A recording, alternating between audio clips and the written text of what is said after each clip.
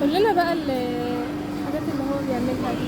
الحاجات اللي هو بيعملها دي بنبدأ النهارده مثلا يجيبها لي كام زي دي كده، هو بيصنعها لي، فانا ببدأ احط فيها نظام حاجة اسمها شاكوش كده. اه.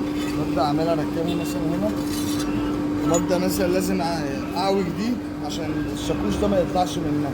تتعوج بقى هنا. بصي اهو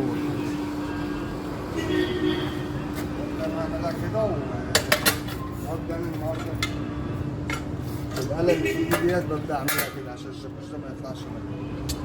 هو عشان دي لما تنزل ما تقعش. ما تقعش. تمام. طيب الحاجات بقى اللي بتصنعوها هنا اللي بتتعمل على النار. اي حاجه النهارده بتتعمل على النار. دي بتبدا مثلا بتبقى جايه زي ما هي كده، بتبقى جايه حديد بيتقطع. تمام. ببدا النهارده ادخله على النار وببدا اعمل فيه شغل واحده واحده يعني. دي تخلص ببدا اعمل حاجه اسمها عين هنا زي ما هو بالتالي جوه كده. بتعمل بقى الاشكال دي. بتعمل الاشكال دي. كان الاشكال اللي انا وريتها لك جوه زي دي كده. فاضل بس الناحيه اللي زي دي ببدأ أعملها بقى وببدأ أشكلها. بس طبعا زي ما كل حاجة لها وقتها وكل شغل ليه وقت. طب قول لنا بقى المخاطر اللي حضرتك بتتعرض لها. المخاطر يا فندم هو عامة احنا بنشتغل على سايبينها على ربنا عامة، هي أول حاجة في الأول وفي الآخر سايبينها على ربنا. هو طبعا شغالين بنار، ممكن أسهل أمسك حاجة سخنة بإيدي.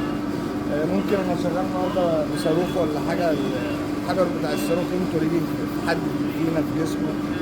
يعني حصل حاجات كتيرة قبل كده؟ حصل حاجات كتيرة قبل كده. وكان معانا حد شغال هنا حتة صلب نطرت في عينه وبوظت له شبكة عينه. فيها مخاطر كتيرة جدا. طبعا مفيش شغل مفيهوش مخاطر. اللي هو قاعد على الكرسي تحت التكييف بيبقى قاعد في مخاطر، انا شغال قدام النار اكيد في مخاطر يعني. طب الشغلانة دي يعني بتبقى محتاجة كام حد فيها يعني؟ هو مثلا هو حاليا انا وعمي اللي شغالين في الورشة.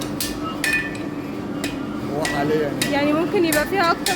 ممكن يبقى فيه اكتر.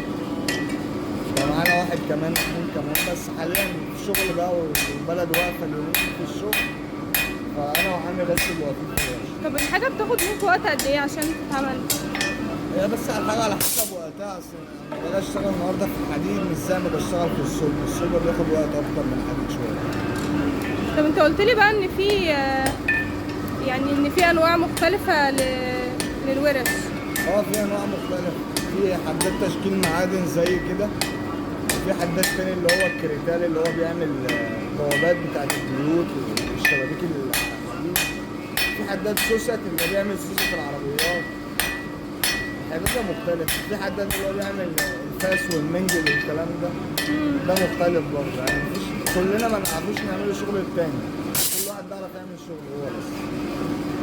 طب الحاجات دي بقى انتوا بتودوها لمين او مين اللي بيجي ياخدها؟ هو انا عامة انا بشتغل لزبون، مش بشتغل شغل السوق وبرميه في السوق. انا عامة ليا زبون معين او محدد بيجي ياخد الحاجة. يعني حد مثلا بيجي يقول لك انا عايز كذا كذا فانت تعمله؟ بعملها له. وبيبقى في شغل عندي بيبقى جاهز اللي هو الزبون بيجي يشيله ويمشي، اللي هو ما بيقعدش.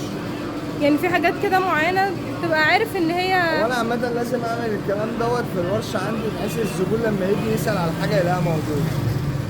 في حاجات معينة كده بتعملها تبقى عارف انها مطلوبة. لازم دي بعملها عندي في ورشتي كده بتبقى مطلوبة، لو ما اتباعتش مش هتزعلني او مش هتخسرني، كده مطلوبة وحد هيجي ياخدها.